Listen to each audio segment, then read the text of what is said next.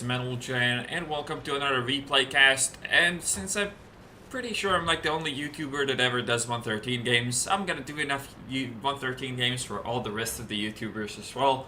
So here we go, playing on Mines, a really light tier 10 game, only 4 of them in each team.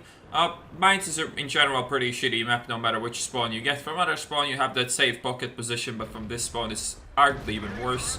But we do go for this rock play right away. And the good thing about tank like the 113 is that you can really shift your pace and how you approach this map really quickly. Their object 430, instead of committing to the hill, commits to the island, which isn't that big of a deal for me, especially after I nail him like that in the back. And in general, we have a full control over the hill, and this position is really nice after that because in general, this rock isn't really that powerful as long as your team loses the hill. This position is actually pretty shit, so you kind of want to get out of there if you don't have the control of the hill, but as you can see, we have absolutely full control, and actually we have an autoloader up there as well, so this should be one of the easiest games you ever play on this spawn, especially in a tank like the 113 that has pretty decent turret armor. You can do a lot of hurt here. Bad thing about this position in general, what makes it bad, is the fact that you can get spotted on both sides quite easily, a lot of the times before you even peek, and a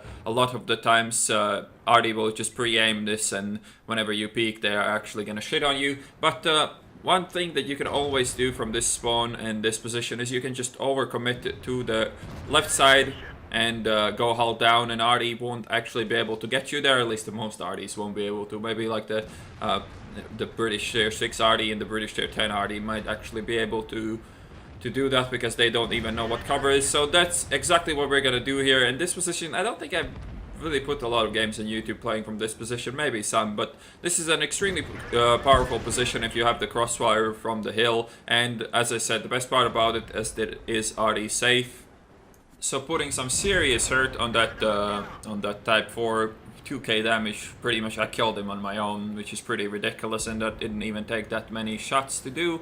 He wasn't really angling for me at all pretty much the entire time, so it was quite easy for me to do that. Now the T-54 as well. I mean, T-54 is kind of a nasty tank to deal with, especially if it loads heat, but at the moment I don't think he is doing that. We can also just go back and get some shots on these people. The 430 died, didn't really do much there at all, so now we can maybe finish off this 57 heavy if the medium doesn't do it, but I missed my shot as well, which is quite unfortunate. But we now have tanks like E75s on the hill, so it should not be a problem for us to just dominate this side of the map at all.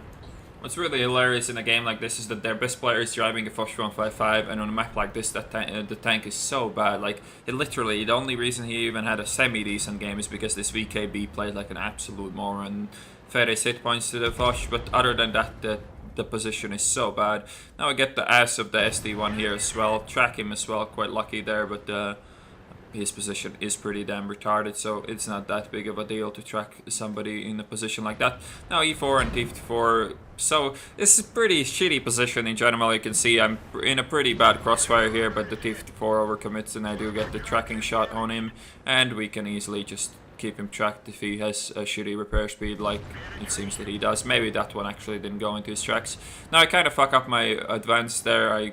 Well, my retreat actually. I drive into the rock really badly there, but the P54 is fine with trading, and I'm absolutely fine with trading after I've done over 1k damage to him already. If he wants to give me more, that's absolutely fine for me. Another shot into the E4, and you can see like how powerful this tank can be if you can hull down, shoot every time you reload, and not worry about your hit point pool at all. I mean, sure, this matchmaking is great, and this position is really, really good when your team wins the hill, but not a lot of tanks have the potential to do this much damage in that short amount of time, and this tank definitely does after they buffed it. That's pretty poor play by me. I didn't have enough gun depression to shoot these in E5, but now we can just commit and kill him. The 155 is almost 100% reloading, so it should not really be a problem. And we do pick up these in E5 here. And another great example on how camping in a TD completely shatters your chances to win. I mean, that probably would have lost no matter what that guy did, but his play did not do his team any favors. Do get a shot on the move on the Artie with auto aim because auto aim is very strong. And now the Foch might actually be reloaded, but I really don't care if I trade a bit of health here, and I don't. So that's even better. We might actually get the kill here, and Yeah, that is a really easy way to do 7k damage. Really quick game once again, and completely decimated enemy team with really good DPM and some good hull down action. And here is the end play, 3624 experience with a double. Ace tanker, high caliber, 7052 damage done, 800 assisted.